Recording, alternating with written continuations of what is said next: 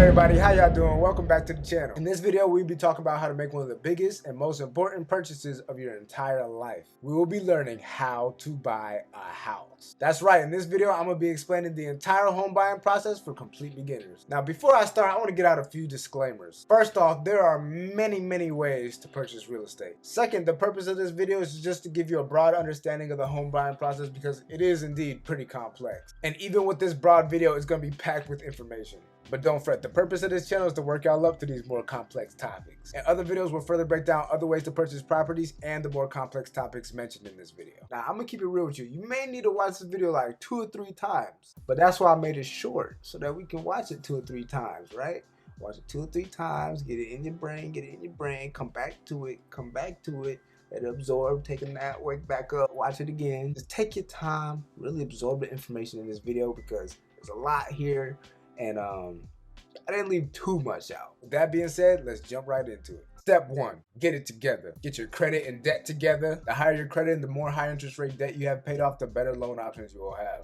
Get your finances together. Figure out what you want financially and realize the true cost of purchasing property upfront and monthly. Figure out the down payment you want to aim for, the type of mortgage and the principal and interest rate you want. Have money or a plan to pay for home insurance, property taxes, and the transaction costs. Have money for the cost of maintenance you may want to do or the repairs you may have to do, and also have money for a few months of expenses saved up. And also don't forget that this takes time, especially if you want to do your own maintenance and repairs. So make sure you have the time to deal with those possible maintenance and repairs, and also make sure you have time to deal with the transaction in general. Figuring out this stuff right off the bat just helps you prevent buyer's remorse because you will be able to properly analyze if it is even the right time to buy property, and if so, how you will afford it. Get the vision of your new home together. Start thinking of what you want to live in, where you want to live, who you want to live with, and for how long. Also take note of the things that you want in the house that you just can't live without. These will be called the non-negotiables. Just have a clear vision of what you want your life to look like when you're living in this home. Once you get past all that and you have in your head a game plan to handle the expenses and a vision of the house you want, it is time to find a good recommended realtor.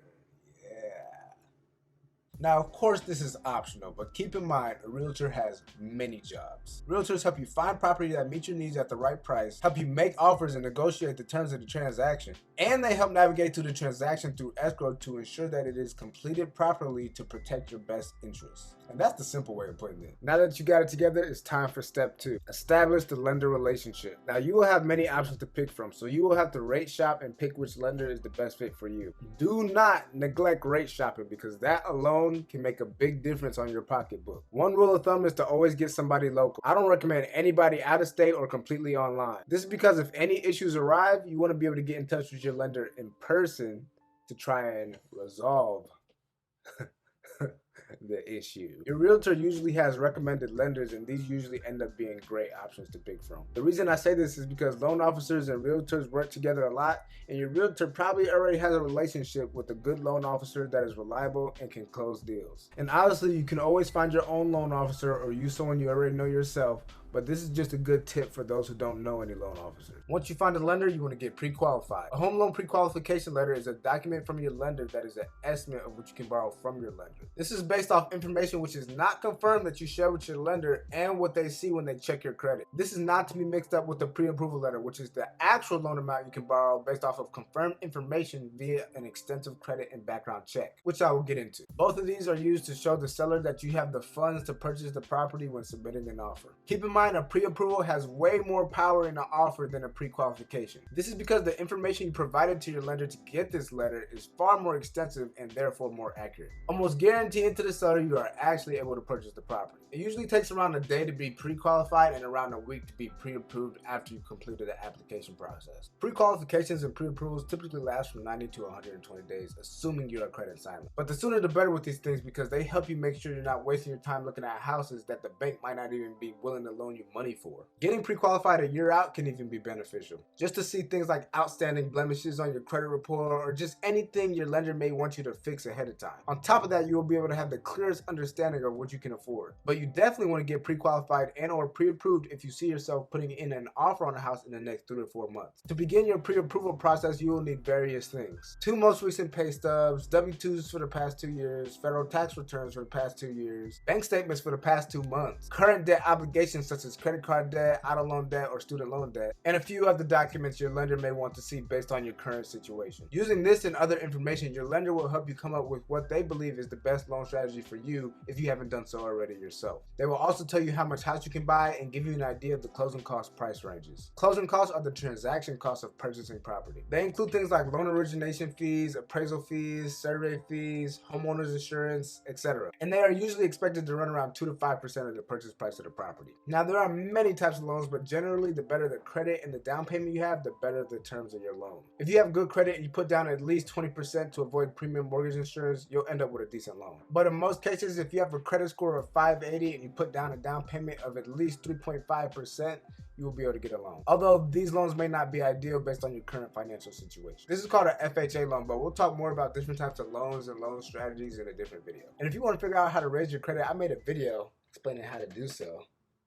So go check that video out after you finish this video and subscribe.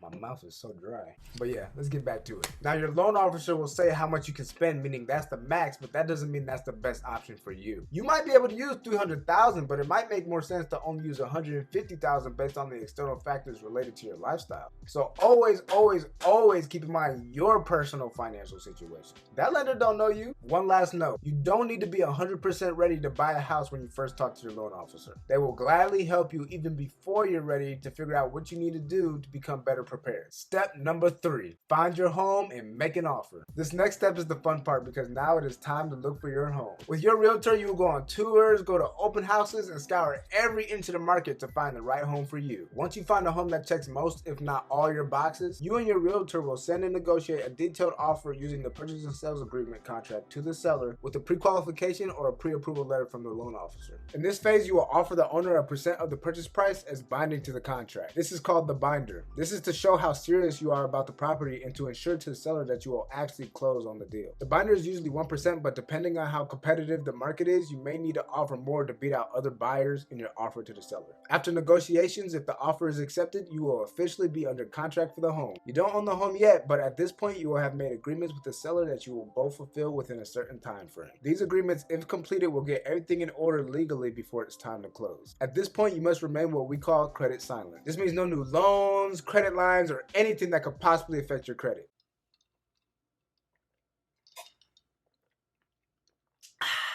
Step 4, prepare for closing. Once under contract, the next phase of the process is the option period. Usually lasting 10 days, the option period is written into the real estate contract to give the buyer a specified number of days in which they can terminate their contract and be refunded their binder. It is intended to give you more time to learn more about the home through independent inspections, negotiate more items on the contract, and also apply for your final approval for financing. I call this the buyer beware period. This is when it is important to have a good, knowledgeable realtor. Usually you will need to apply to get officially approved for financing as soon as you go under contract. No later than the first 5 days of the option period, as the final approval process will usually take around 30 to 45 days. The inspection period will last 7 to 10 days of the option period. You will want to hire a professional home inspector to ensure that the house is safe and up to code and that the expensive things like the roof and AC are in good condition. If major issues are found in the house, you and your realtor can either ask the seller to fix the issues or offer up money to offset the cost of the fix so that you can fix it yourself once you own the property. After the inspection, you will order an appraisal of the home from a licensed appraiser. The main purpose of the appraisal is to further protect the lender from making a bad loan, but it also gives the buyer a better understanding of the property value. Once the option period ends, you can now start looking for homeowners insurance. During this time, your realtor will be making sure that your title search, municipal lien search, land survey, and property appraisal is all being handled in a timely manner. As this happens, your loan officer works on turning your file over to the underwriter who has the final say of whether or not to approve or deny your loan. During this time, it is crucial to supply your loan officer and your realtor with any documentation they may need